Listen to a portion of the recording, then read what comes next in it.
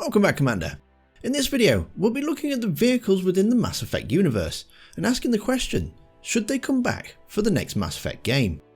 Most of the technical information come from the Mass Effect wiki pages, so I'll pop a link in the description if you'd like to read the full descriptions. Big thanks to all the contributors over there. The first vehicle on the list is the M35 Mako. Mako is a standard vehicle in Mass Effect 1 and was very unpopular with the fans due to its poor handling. It had a service upgrade in Mass Effect Legendary Edition, which I'll detail in just a moment. The Mako is an infantry fighting vehicle. It's designed to fulfill the role of a rapid deployment, that of its predecessor, the M29 Grizzly. Although the Grizzly did appear in Mass Effect 1, you wasn't actually able to drive it. This is because the Grizzly was set to be the main drivable vehicle, but the developers didn't like the way it performed in gameplay. It would be really ironic if it was the way it handled. Personally, I found the Mako okay to drive. It's more the terrain that there was a problem. Driving the Mako is far easier with a control pad, which was originally designed for. This was solved in the original PC version by having a single player control support mod, and in the Legendary Edition the control pad's already integrated. Okay, so let's have a look at the specs. It has a 155mm Mass Effect accelerator cannon and a mounted machine gun. You only get half the XP from enemies killed in the Mako, therefore you may want to wear down your enemy and then hop out just to finish them off with your guns. The Mako can take heavy damage when being used as portable cover, but only be destroyed if you're inside it. When it starts sparking, it means that you don't have any hit points left, and if you re-enter, you'll be killed instantly. To avoid this, you must either kill all the outstanding enemies or return to the Normandy via the map screen directly. The Mako is outfitted with kinetic shielding that slowly recharges. The onboard computer system that monitors this also monitors the Mako's suspension damage. Once the wheels display severe damage, the Mako has a self-repair function that uses the team's Omnigel. That stuff can fix anything, but unfortunately it routes you to the spot, so just to make sure you're out of harm's way before you initiate it. As seen in Bringing Down Sky DLC, the Mako can detect landmines, but due to its size and its weight, it's too big to navigate them safely. It's equipped with micro thrusters and a small element 0 core, which can be used to correct itself should you get trapped in awkward terrain. While not large enough to nullify the vehicle's mass, similar to the ship's, the core can be reduced enough to safely airdrop. As an all-terrain vehicle, the Mako can be landed on different planets with extreme temperatures, and is environmentally sealed against planetary hazards. Re-entering the Mako while fighting on foot will quickly reset the hazard timer. The Mako normally needs a drop run of 100 meters of open terrain, but with a skilled pilot it is possible to drop it at a shorter distance. Drop us in the Mako. You need at least 100 meters of open terrain to pull off a drop like that. The most I can find near Saren is 20. 20 meters? We'll never get in close enough for a drop. We have to try. Joker, I can do it. gear up and head down to the Mako. Joker, drop us right on top of that bastard.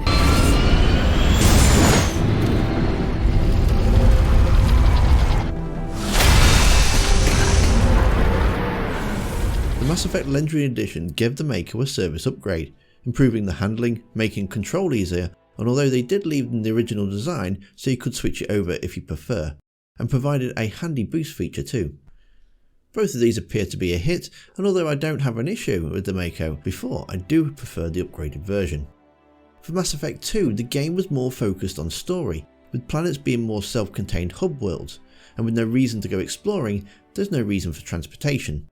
In a pleasant nod to the original Mako, and probably due to the backlash it received, the Mako was retired on the planet of Alkera. For Mass Effect 2, Shepard uses the U47 Kodiak drop shuttle. This is a personnel carrier capable of planetary flight and unlimited faster than light travel. It's unarmed, but it does have kinetic shields and a VI. Mass Effect 3 would use the upgraded UT-47 model called the UT-47A, which has a pair of front-mounted mass accelerator cannons and an upgraded ESO core, with a prototype stealth technology based on the Normandy design. Both versions are not actually controlled by the player, so let's move on to the next controllable vehicle. In Mass Effect's DLC, Project Overlord and Firewalker, you're given the control of the replacement for the Mako, the M44 Hammerhead. Now I'm not too keen on this one, and I'll tell you why in just a moment. First, let's run through the specs. Using 3 solid fuel rocket thrusters instead of wheels, the Hammerhead hovers over the battlefield, travelling up to 120 km per hour. allowing to maintain formation with swift armoured units, skim across calm water, and even leap across terrain obstacles. Backup micro thrusters guaranteed locomotion, so even destruction of the two main thrusters leaves this vehicle capable of full mobility. With an airtight interior, 360-degree kinetic barriers, and a guided missile system ensuring accuracy during even aggressive manoeuvring. Its electronic countermeasures extend to laser dissection, chaff, active thermal masking, and ground-penetrating weapon-sniffing radar. Sounds great, right? Wrong. This thing's made out of wet cardboard. It's absolutely awful. And to top it all off, you have this really annoying voice telling you there's a very pleasing aesthetic view every 2 minutes.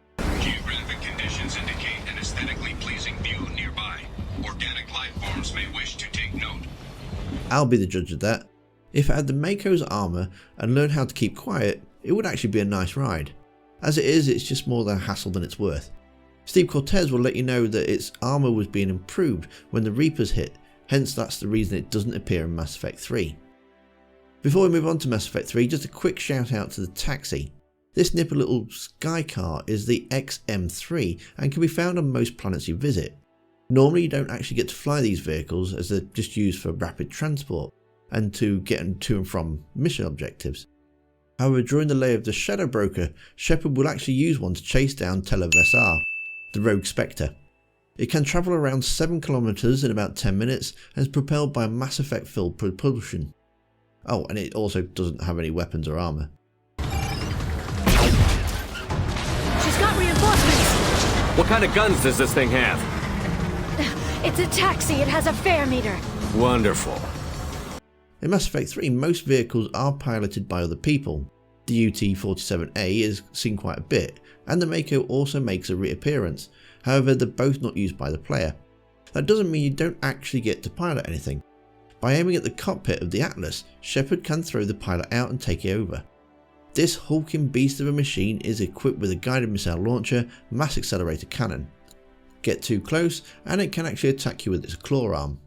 The Atlas is very well protected with shields, but does have destructible plate armour. Once you've destroyed that, then you can shoot the exposed frame underneath. The only real problem is that at the time you've killed the Cerberus pilot, the chances are there won't be much armour left for you to use it in any kind of formidable way.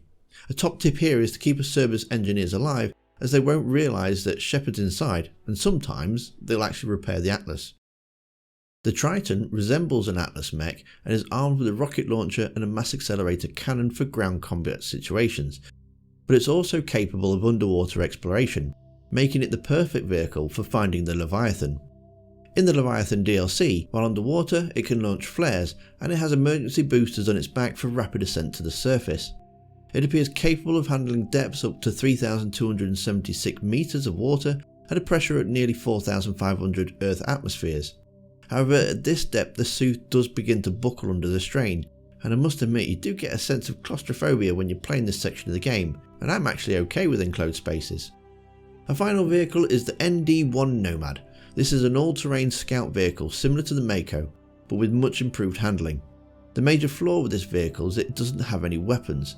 This is because the Andromeda Initiative isn't a military operation, and under Council laws, civilian vehicles couldn't be armed. It's powered by twin hydrogen fuel cells feeding into an Element 0 core, and it also piles the shields. It's independent suspension for each wheel and interchangeable 4 or 6 wheel drive. This is especially helpful when you're climbing over rough ground, and it's equipped with mining probes to extract minerals from the planet's surface. It also has a top speed of 161 km per hour, and the best feature of this vehicle is that it's customizable. Research new paint jobs, even better thrusters from your ship, and you can pimp that ride in style. So now's your chance to tell me which is your favourite from this wide selection. Let me know in the comments in which vehicle you would actually like to see coming back for the next Mass Effect game. Now you might have noticed I've not mentioned the Normandy in this video. Well, I've actually got a separate video on bringing back the Normandy for the next Mass Effect game, so you're going to want to watch that next. The video's on screen now. If you enjoyed the video, please hit that like button, or if you'd like to support the channel, then the join button for membership, just like Matea did.